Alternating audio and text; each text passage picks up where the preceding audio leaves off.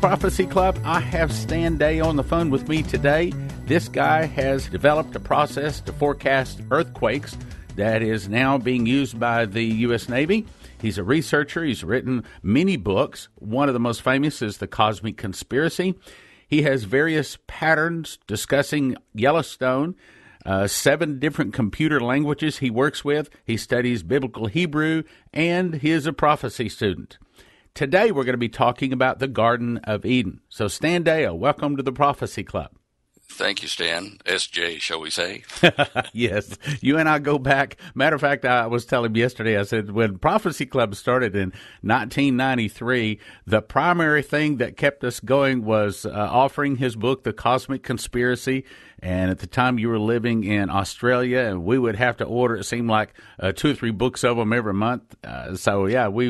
We go back a long way. So, again, we're welcoming you and glad to have you at the Prophecy Club. Okay. Thank you. I do remember those days. You'd order a few boxes, and we'd wrap them all up and shoot them up to you. And I understand that you have discovered where the Garden of Eden is. Tell us about it. You know, I'm positive about this. Let me just preface the discussion this way. I started looking for the Garden of Eden back in 1988 and 89, and I published my findings up to that point in time in the Vindicator Scrolls.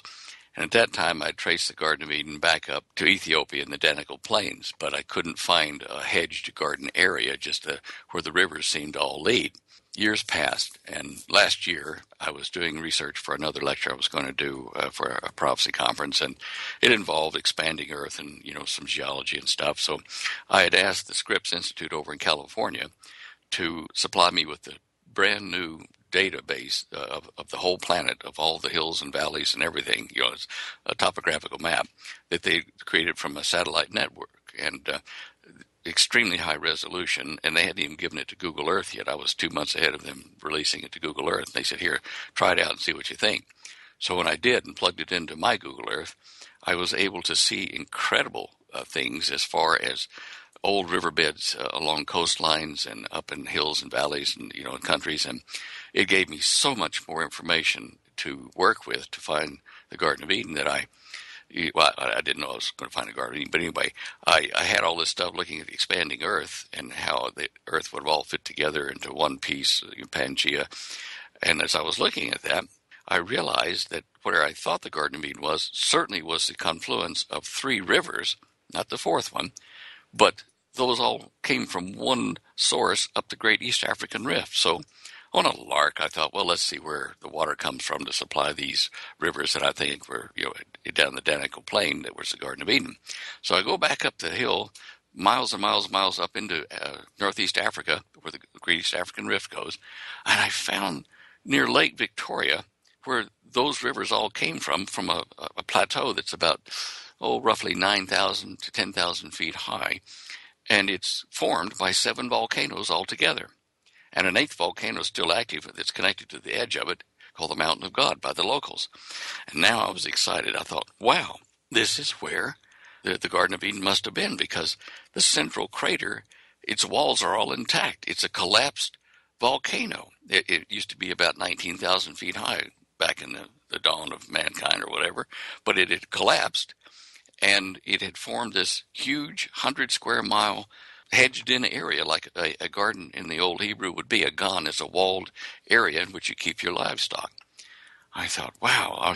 So I started researching now the Garden of Eden, because I lost, kind of track of where I was going with the collapsing Earth or expanding Earth type theories, and was now on the track of the Garden of Eden, because it was just so much more information than I had before, and it was looking really good.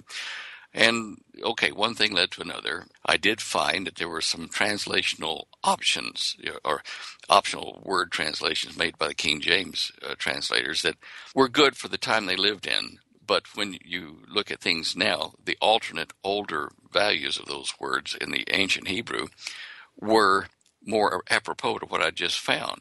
For instance, in English, they tell you that there was a river that watered the Garden of Eden, but it came out of the land of Eden, and it watered the Garden of Eden, and then from there it proceeded to become the headwaters of 4 great rivers that went out, around various countries, and it describes the characteristics of those countries. Well, the verb that says, like for the river came out, The word is actually the river came up out of the land of Eden. And for it to do that, when you look at the word value, the adjectives, it's like it came up out of the land like the limbs of a tree spread out. And it was talking about a high pressure water spring like Yosemite at Old Faithful, except a huge one. And I found this. I looked into the geology there with the Scripps map and with Google Earth map. And right there on the top of the crater for the Garden of Eden called Ngoro, up on the ledge, were several large areas which were once active fountains or springs. The area of one of them's ejection point was over 20 acres in in area. It's huge.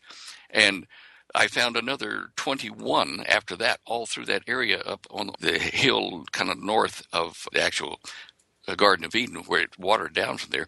I found another 21 of these that are still there today. And when you calculate the amounts of water that could come through those things, you are talking millions of gallons a second. I mean, bigger than 4 or 5 of the outflow of the Mississippi River per second. And then I looked and I saw where the rivers were so powerful they'd come down out of the plateau where the garden is and chewed holes in the surface of the earth and make grooves. Then went to NASA and looked to see if they had any 3D stereo photographs of that area to see in 3D what it looked like.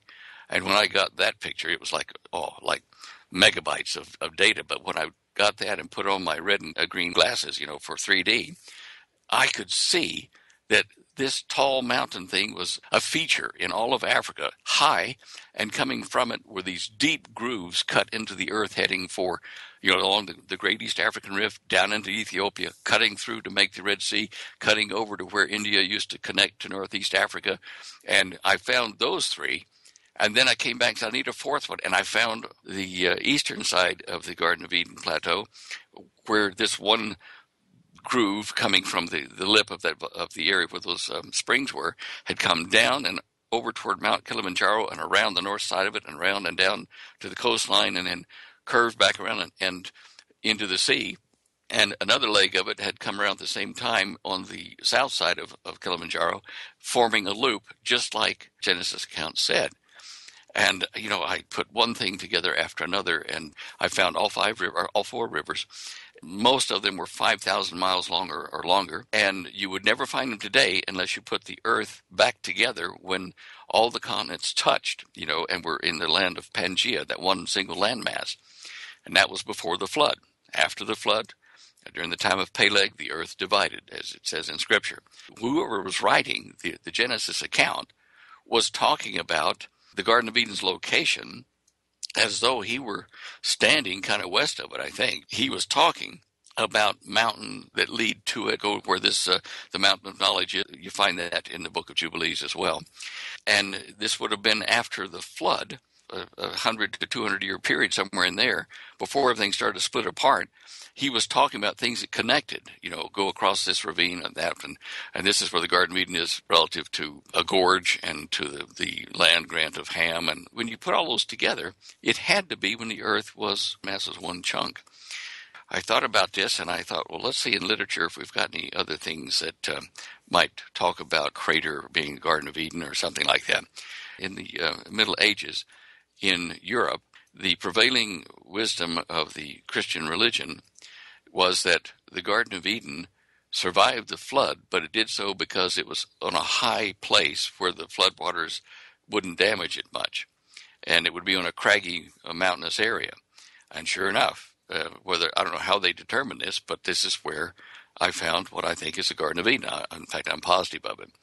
I looked for flora and fauna in the area and found that in that crater, which is 100 square miles, there's 25,000 different large animals, mammals there, 500 species of birds. It's lush and green. It does have a dry season, but it's really kind of a Garden of Eden to the animals of Africa.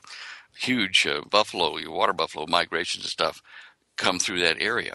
I even found a fig tree, like the Bible says Eve wove skirts for them when they realized they were naked. And the fig tree is the quinine fig tree there in the garden, in the Ngoro crater. And the leaves are like 2 inches wide by about 8 to 10 inches long, and they're known today those kind of leaves to be tough and leathery, so you can sew them together without tearing them to make waist or loincloth or whatever else that she made for her and Adam. That's fascinating. Keep going. Keep going. I love it. Keep going. Yeah. The lions used to be kind of the dominant predator in the garden there in Goro. And when man was kicked out, that was before, Cain and Abel were born. They were kicked out of the garden and placed over kind of east and north of there. The lions and other animals, stayed. And it was like the lion kingdom didn't sin, but the man kingdom did. And so the king of the animals there, the lion, stayed all through time until now. And in the last few years, last probably decade, their numbers have been dwindling with diseases and ticks and things that are killing them off, so that there's only about 65 or 70 of them left. So I thought, right, an age is coming to an end, even for the animals that were left there in the garden. Animals can come and go. It's a little bit of a hike to do it, but they can come in from the Serengeti Plain to the west, and there's a little pathway that the Maasai shepherds use to bring their cattle up and over the rim and down into the Ngoro crater to feed, and they do that every day, but they can't stay there. The law of Tanzania, where this is located, says no one can live permanently in this area. It's a protected, UNESCO protected area. It's a conservancy now. You can come and feed your cattle, Maasai, but you got to take them home at night. You can't leave them there. So they are protecting this area as a national, well, actually a world treasure, and don't realize, not yet anyway, that they are protecting the original Garden of Eden from whence all mankind came through the line of Noah. Wow. And, there's 500,000 people a year to go to visit it. It's so wonderful. Kings and queens, the Prime Minister of Japan, Prince Charles and his boys. I mean, all kinds of people have gone there. And the movie Out of Africa, part of it was filmed there on the rim inside the Ngorongoro crater, or the Garden of Eden. We're living in an incredible time when they are calling it like a Garden of Eden without realizing that you can prove it is the Garden of Eden. And when I saw that, I looked up this Ngorongoro crater. It's the first I'd ever heard of it by backtracking these rivers that all came to this plateau with these 7 extinct volcanoes and, one collapsed big one, and this one mountain it's a volcano that attaches to it in the north. And it's called Old Donyo Lengai in the Maasai words, which means mountain of God. It's been erupting since whenever it started, and back in the late 80s it erupted then, but it's not like a normal volcano. It's called a natron volcano, only one of its kind in the world. It erupts slowly, it bubbles up the black magma, or, from the core of it, and it forms these big bubbly kind of silvery bubbles in the daylight that cool and crack and then break down and leave this white kind of powder. And that powder, 17% of it, get this, 17% of what comes out of that volcano today is what's in Alka-Seltzer. Really? It goes down, the waters and rains make all that stuff go down into Lake Natron, obviously, to the northwest of there. And it's a salt lake. It's so filled with these various carbonates and salts that some birds have been fossilized. They're encased in this salty white material while they were sitting in the trees. Anyway, that mountain is known by all the local tribes going back 3,000 years at least as the Mountain of God. And that crater, the Ngoro, in the local language, that means big holes in the ground. And they say that big hole, the Ngoro, well, it's a big hole, not holes. That Ngoro was where God created man and then left and went up into the sky and didn't come back. So they are telling us basically what's in the book of Genesis, even though it's been told by word of mouth for thousands of years and, slightly altered, as gossip markets or rumor markets go, or legends or myths. But they do agree in the principal thing that God created man there, and obviously then man was put outside of the garden to go and reproduce. Now, only 5 miles outside this crater of Ngoro is the museum where Mr. and Mrs. Leakey, the Leakeys, found the oldest hominid bones to date in the planet. And they have the museum there at Old Duvai Gorge, 5 miles outside the rim of Ngorongoro, where they found the oldest human bones. And if you go 400 miles northeast of there, along the path that man migrated down the East African Rift, you'll find the Omo Valley. Okay, so what's that significant? Well, the a number of biologists have been tracing DNA patterns for the mitochondrial Eve to see where we all came from, sampling tribes all over the world, and they found that they all come back to the Omo Valley, just down the road from where people were leaving the Ngorongoro in the Omo Valley. So even the mitochondrial Eve, the ancestral female gene, the DNA, came from within 400 miles of where the Garden of Eden is, where we've located it, and it's along the migration path that you would have to follow along the rivers to get down into, Ethiopia and then over into Saudi Arabia, through Yemen. Now, the other day, I got an email from an Arab Muslim fellow saying, why don't you talk about the volcano at Aden in Yemen? Because the prophecies in the Quran and in the writings say that as the age ends, that there will be a evil Dajjal come, blah, blah, blah, and there will be massive land movements and fire in Yemen area, which will force the faithful Muslims to move from their place of assembly. Well, I thought, okay, fine. I looked it up in the Hadith, and sure enough, it was there. And so I went over and I took my Google Earth, and I found the volcano called Aden, which is the way you pronounce the Garden of Eden in Hebrew and Arabic. It's Aden, A-D-E-N. And there's a town called Aden in the very middle of this volcanic crater, extinct. But there are volcanoes just a few hundred miles around there in the Aden Sea, the Gulf of Aden, and also into the Arabian Sea. There are volcanoes that are being active. There's earthquakes in there that have become active, and there was one island formed a couple of years ago just off the coast of Yemen from volcanic activity. He said, something's happening there. Well, okay. So I read on, and I found that the Yemenis say that Aden, inside this volcano, is where the bodies of Cain and Abel are buried. Really? Yeah. Now, I thought, why? They couldn't go back to the Garden of Eden, but if they were buried inside of a volcanic crater like Eden was, which I've found, that's why they would have buried them there in memory of the crater that was the Garden of Eden. Do you see that? Okay, so what, they have tombstones? I mean, how do they know that they're... I don't know. I don't think they have that like a place they go worship, but they just say that by legend in the area, that's why they call it the town of Aden, the port of Aden, the Gulf of Aden, to remember where they came from. So there's not just one or two reasons, but many, many, many reasons why all of the arrows point to... I mean, just like there's a city called Aden. That means Eden. And it's right in the migration path down the Great East African Rift where those three big rivers came from. I mean, fascinating. If we accept the fact that this is Eden and those riverbeds that I've outlined are the four rivers and the earth continents were all together, then you say, well, okay, if they were all together at that time, what countries did these major rivers, these four rivers, go around? One of them was India through Tanzania, and I think it probably included Madagascar, which is now a separated island. But it means that we have to revise our timeline for archaeology and geology.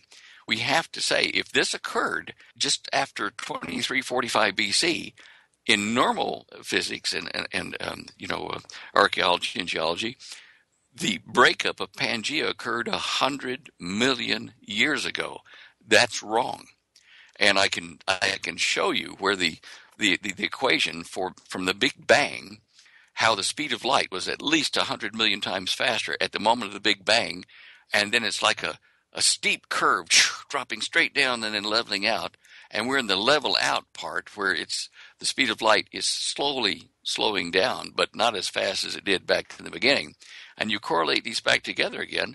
Lambert Dolphin has done it. Barry Setterfield has done it. There's a number of people that have looked at it, and they can prove then or relate then by this formula to our modern dating system and to the eras in the radiological dating, because half-life of atoms decaying and stuff were all a function of the speed of light. And those would have occurred 100 million times faster in the beginning. So when they try to date a formation or a strata by the content of, say, radon or argon gas in the bubbles, all this kind of stuff, they are assuming that the decay rate was the same from the beginning of time till now, but it's not. It's a variable, and it's been decaying rapidly. So the Garden of Eden thing then forces us to look at this and say, well, okay, guys, we're going to have to come together on this. The Bible chronology may differ a few years here and there, but not hundreds of millions of years. And you guys are going to have to bring it into perspective and realize that the earth is a planet of catastrophic events and not gradual sedimentary deposits. It's another thing that finding the Garden of Eden has done. Now, in the process of doing all this, putting it all back together and then letting it flow apart after the Peleg, after the time of the separating, until the land divided. After that time, we come to the time of King Solomon. And it says that King Solomon had his mines at Ophir, Havilah. And so I thought, where was he going to get that gold? I mean, I looked at Madagascar. Oh, Madagascar is full of gold. It's gold dust that's washed down from the granite in the mountains there into a particular port. So I looked up King Solomon. I looked up in the Arab literature, looked up in the Christian literature and the Jewish literature. And he told where he was getting his gold, but in code. He said it's, like Ophir. Well, Ophir in the Arabic and Hebrew idiom of the day could mean like the shape of a sultan's cap, pointy, with a little ridge around it. Okay. And Ophir, it took 3 years to load up the ships and get them back from the gold they got there. So, and it was fine gold, really rich, fine gold. So I looked in Madagascar at the mining maps and found out that the French and the Chinese, all kinds of people at the moment, are in there discovering this huge, huge gold field all through Madagascar, but particularly at the port there in the northeast corner. It's only one major port. And in the middle of that port is a cone-shaped projection like the cap of a sultan. The port forms kind of a ring around that. Today, they are paying, like pittance wages to children who live in the area to go and sift the gold, pan the gold out of the rivers. It is so plentiful even today that you can just pan it out. And that was where Ophir was. Then Havilah, there was a different one there in India. When all the continents were together, Madagascar, eastern Tanzania coastline, they touched, and Madagascar touched India in a place which is known today for the gold fields of India. So there was that whole little, band that went from western India through Madagascar into Tanzania, and that was where all this gold was deposited in various forms. Karnataka is the region in India on the western coast called, the gold fields of India. So that was part of where he went.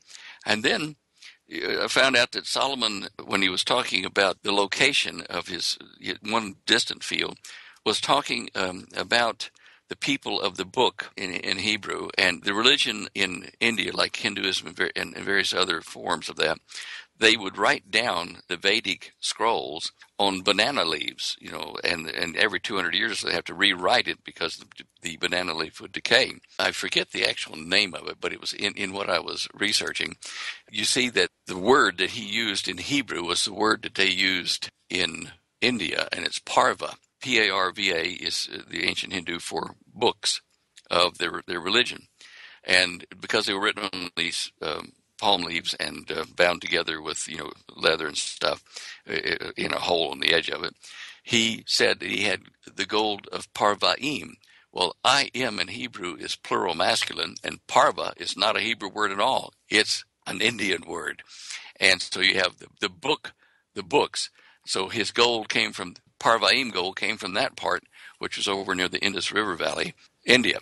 And then he had another source of gold in the Mediterranean up near, at the port of Morocco there, up in northwestern Africa there in the Mediterranean. The name for that gold field, the ships from Tyre, the Phoenician ships, they came from west coast of Israel and Palestine, and they went in the Mediterranean west toward the Straits of Gibraltar there, but they stopped off in this country to the west of there. It was called Tarshish, and it was known for the tar, which is like dope that makes you hallucinate and stuff like that.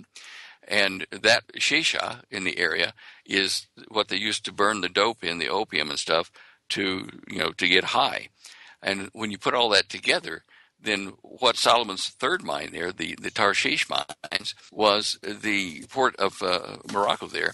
And that port was where, and in Spain across the water from that, they did this too, but Morocco is where he got it. He got apes and peacock feathers and stuff. He traded from Northwest Africa there in Morocco, from Algeria and there. It was known mainly because that was the Dopehead's port, the Tarshisha. And so you put all these together with the different languages that build these words that Solomon shared, and you see that these lands were where his gold mines were. And then, of course, I went from there on to another subject about King Solomon and his importance in the modern era, which is it's a heavy impact on prophecy and who the Antichrist is. Okay. All right. Well, we're going to talk about King Solomon in the next broadcast. Stan, this is fascinating, brother. You folks out there, tune in for the next broadcast tomorrow. Thank you for listening. Thank you for your prayers, and thank you for your gifts of support.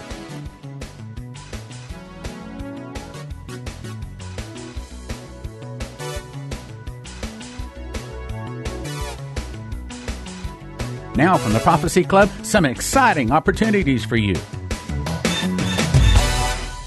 Shocking, amazing, heresy, and blasphemy. Using over 100 video clips, you will see large, well-known ministers making shocking statements contrary to the Bible. Not just simple doctrinal errors, but open abomination, heresy, apostasy, even blasphemy. So bad, you'll have to see it to believe it.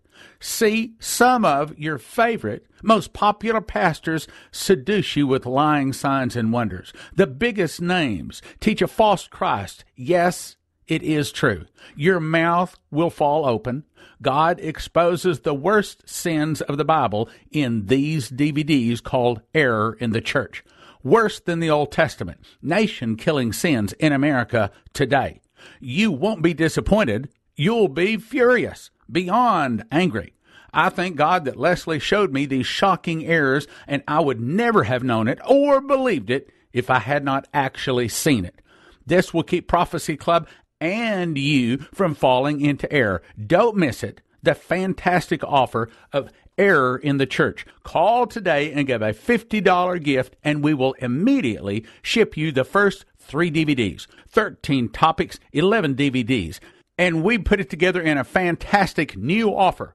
Call today and give a $50 gift, and we will immediately ship you the first 3 DVDs. 30 days later, we'll charge your card for the second $50 gift, then send you the final 8 DVDs, totaling 11 DVDs. 30 days later, we'll charge the third $50 gift. 30 days later, the fourth and final $50 gift, making it easy for you to get this fantastic set of 11 DVDs. That is 4 monthly gifts of $50 each.